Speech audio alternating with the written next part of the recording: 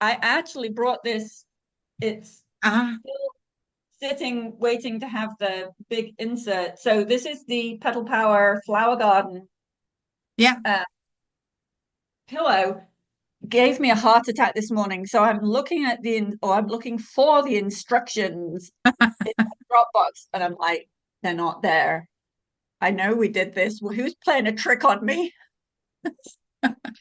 Thank goodness for the ability to search on Windows Yeah. File Explorer, whatever it's called.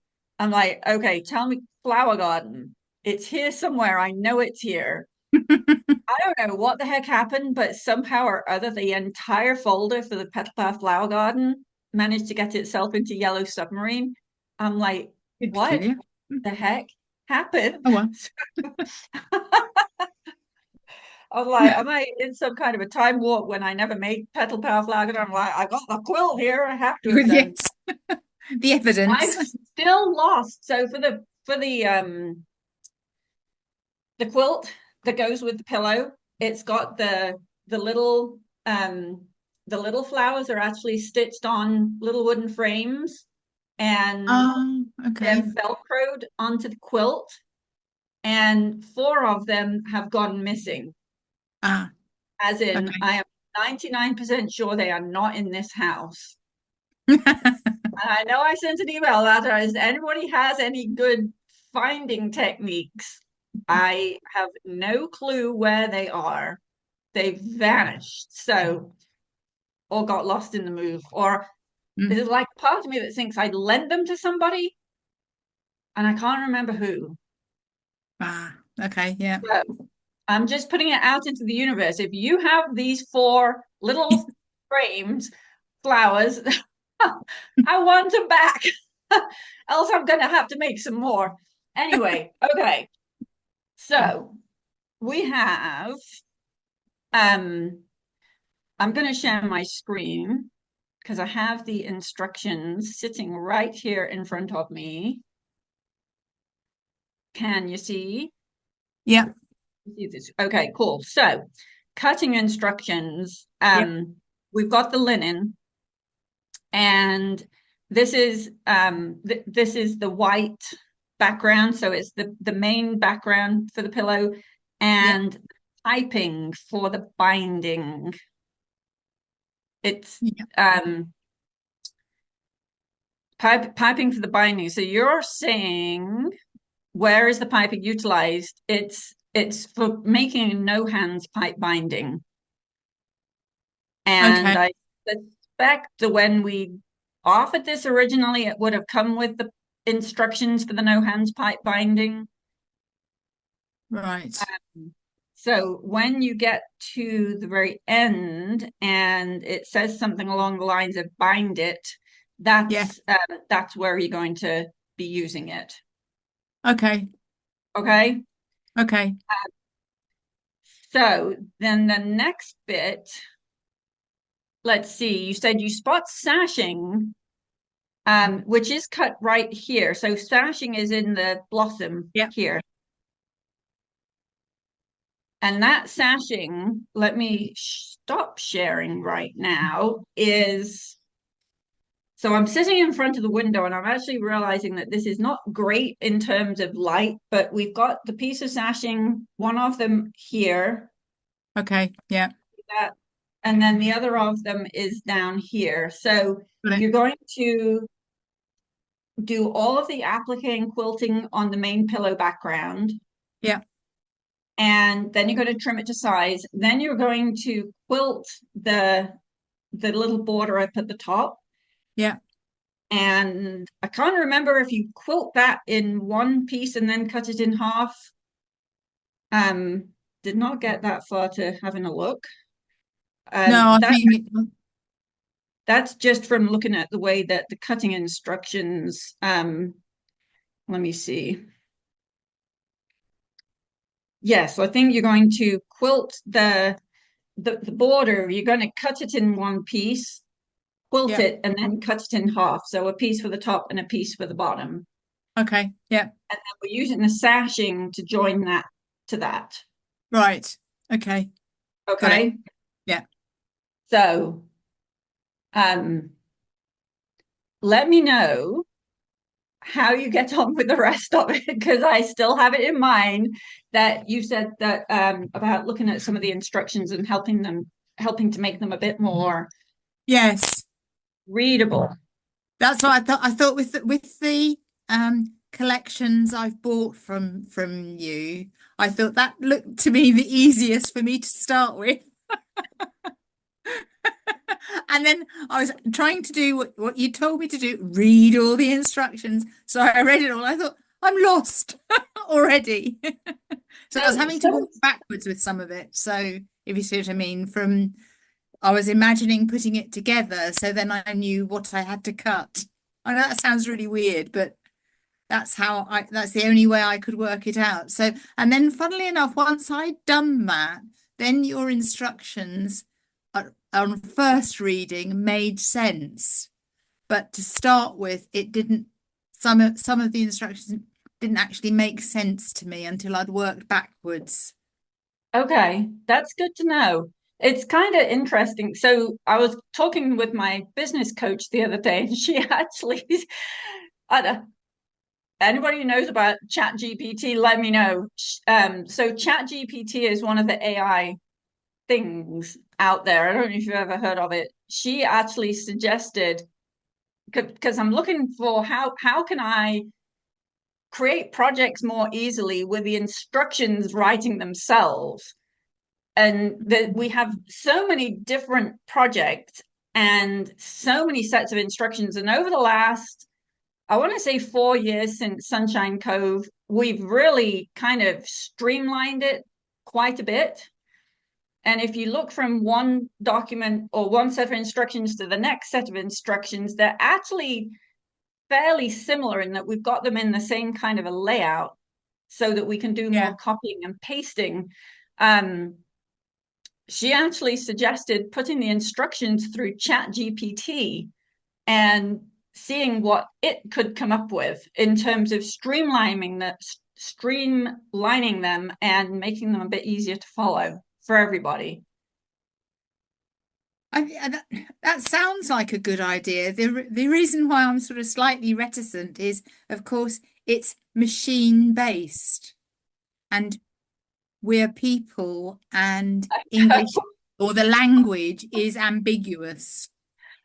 And I Yes. think that's really the problem. And it wasn't, I mean, for example, I finally got my head around the way you lay, I don't think it's you personally, but the way things are laid out. And then I can then follow the where you say, this is just an off the cuff example. You cut I don't know, some fabric 21 inches by 65 inches. And then there's a little indent where you then say cut two pieces certain lengths. And I've then finally realized that what you'd said in the first line was actually the entire piece of fabric, and the two indents of other fabric lengths you're cutting out from that fabric length. Do you see? Yes. Yes, yeah, Yes. but on first reading of your instructions, that wasn't obvious to me. So how do I make it more obvious? Well, it's almost as if you need, in say your design folder, your first level document explains the layout of your design documents. Okay.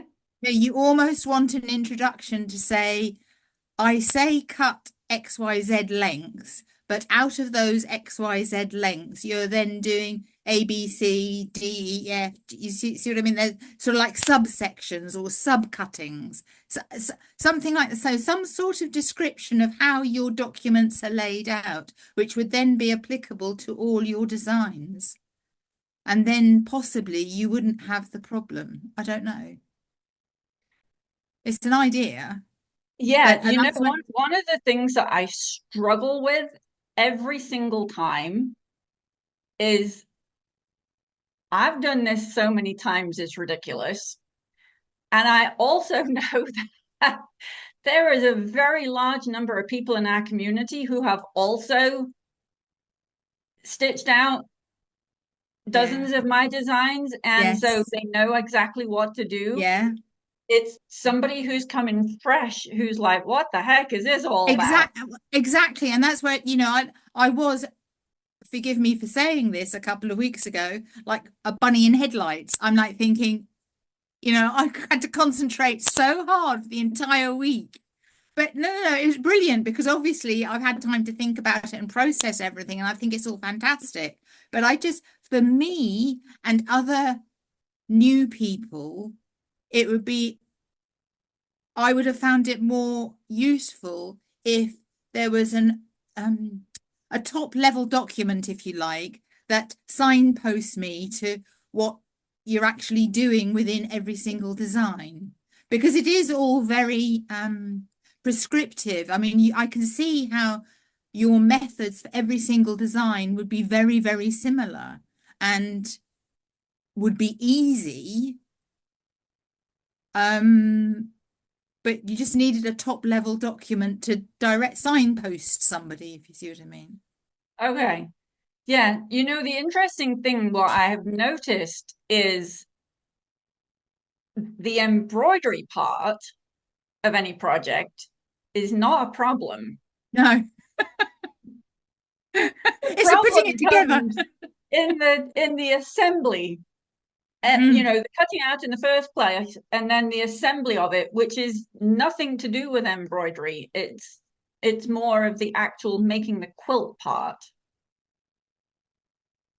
Yeah, and probably and the introductory bits as well. The cutting out of the fabrics and for example, you say rest of width or width, say width of fabric, Remaining width WOF, of and fabric yeah, is I mean one that they're all terms you guys might be used to using those type of terms, but we certainly weren't. I don't, okay. you know. And yeah, I've just been looking at some of the chats here. There's Facebook and there's this, that, and the other. But when you're new to this, you wouldn't just jump in on Facebook and ask a question. I would now, but certainly 2 weeks ago, I wouldn't. Thinking, oh my God, this is a foreign language. So how then, and this is for everybody, how do we get, because that's the whole point of the Facebook group and that's the point of these Zooms. It's like I'm here, right? For a whole hour, twice a month, and people are getting frustrated with stuff, but they're not coming. And Mm, everybody gets an email reminder to say, "Hey, this is available to you. Have you got a question?" And you can ask a question even if you can't actually make it here, and then watch it later. Because sometimes it's a whole lot easier mm. to describe how to do something like talking face to face, and also when I can show the instructions on the screen and kind of walk through them, rather than trying to figure it out in an email. So it's like how to not necessarily give people confidence, although I suspect that is part of it, to just say, "Hey, I need some help," right up It, front. I mean, it can be, I mean, fortunately, I was going to say, I've now met you. I know how you work. Well, I think I know how you work. So and I'm brave enough to do this now. A couple of weeks ago, I don't think I would, but I expect there are still some people that might be new to all this and would actually still find coming on Zoom or even going to Facebook and asking a question with again, because language is so ambiguous. And at the end of the day, yes, okay, you're in the States and we're over here in England, or I'm over here in England. Um, but there can still be a language barrier and people can get the wrong end of the stick. And I think that's an awful lot to do with it as well, is that people are just embarrassed and shy and don't want to put themselves out there. Look, I don't know what this is, or I don't know what that is. I mean, I'd assumed to start with when I read your instructions for the piping that, hang on a minute, I think you're using the term piping for binding, because where I knew that Yeah, American can be well, different, or the language can be different, whatever. And then I thought, hang on a minute. I then looked at the 3D mini quilt, and I thought, no, I bet excuse my term, it's that flappy bit between the quilt and the binding. And I thought that's what it is. It's the same size and everything. That is, so it is piping. But it wasn't just on reading. It wasn't obvious to me, and I'd assumed there's some inconsistency again, which there wasn't, but that was my assumption because it didn't make sense to me. Yeah. But it What, does now. I typically recommend read everything first, kind of And just to I get a bit did. of an overview. But then if you literally go right back to page one and just do what it says on page one, almost without thinking about what's next. And once Yes. you've done that, then do what it says on page two. Again, don't think about what comes next. Just do that. Because once you've done that, once you've maybe got that piece of fabric and you're looking at it, you're like, oh, well, now, okay, that makes sense. Yeah. The other thing is remembering to label everything, label everything you've cut. Oh, yes. That makes a good thing. So, let me see what everybody has to say here. Um, Marilyn is coming to be out the quilt on the wall, and I should move that one. Okay, you can't actually see it. There is a sideboard behind me, and the quilt, that one, is centered perfectly over the sideboard. I do get it. I don't know if you can see the corner of the room is like right there. It's kind of a funky it's a whole it's a I haven't gotten um the hang of this yet, but we're kind of a funky. If I move that there, it's actually going to be going around the corner of the wall. But anyway, I'll figure something out. Okay. LR is asking about Brother Design 11 and playing with the tangles on there. I'll maybe chat a bit about that in a minute. Um, Teresa said, okay, so lots of patterns use the term subcut, which kind of is it going back into the cutting instructions. Let me just share that with you one more time because I want to just have another quick look at here on the cutting instructions. Um, because that's like literally cut one piece, cut one piece. These are all, cut that piece, then cut that piece, then cut that piece. Um,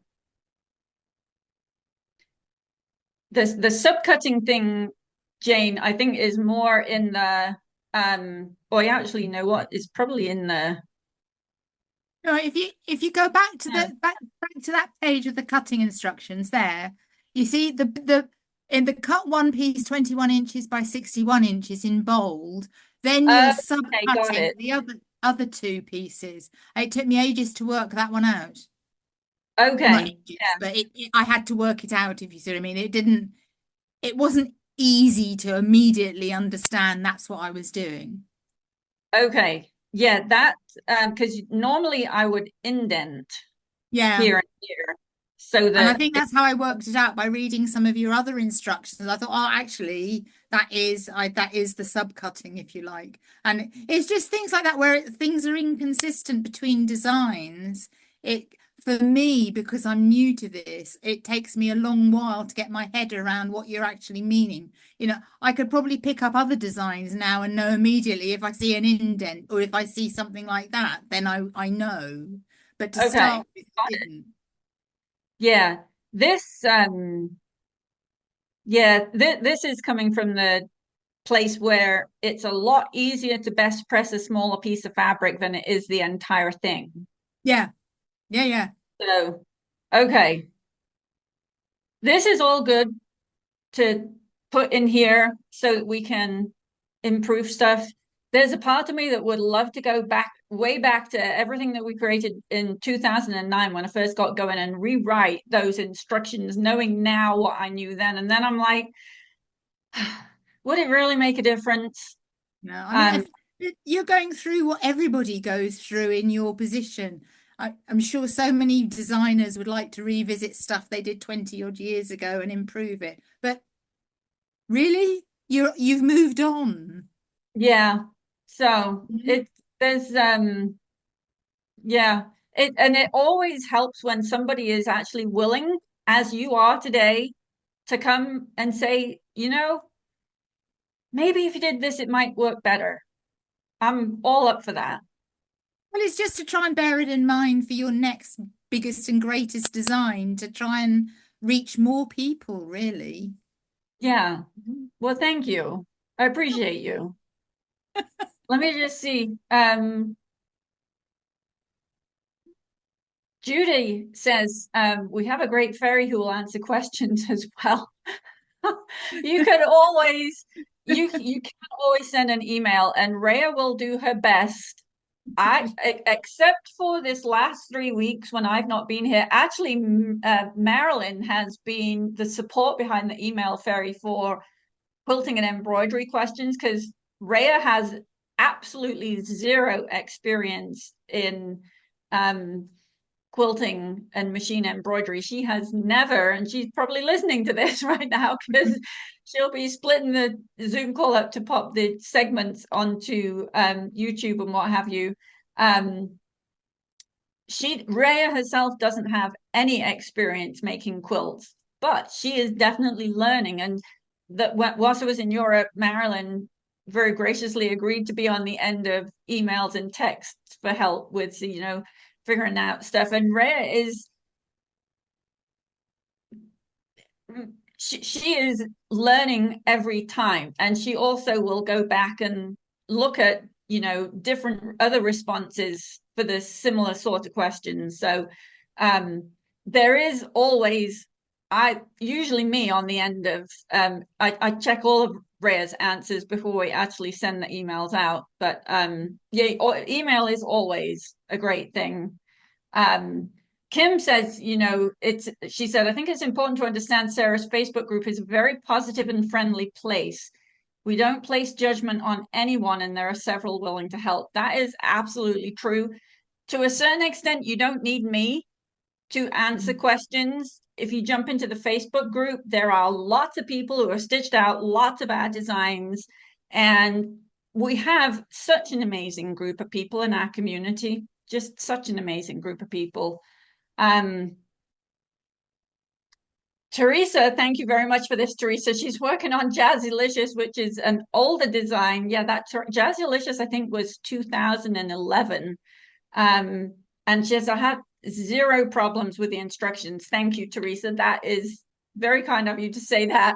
Yeah, Jazzylicious was a long time ago. Jazzylicious was my first attempt to circular quilt. It's like, I don't want to be square anymore. Anyway, thank you, Jane, No for problem. popping on today. And it is really good to see you. Is you? And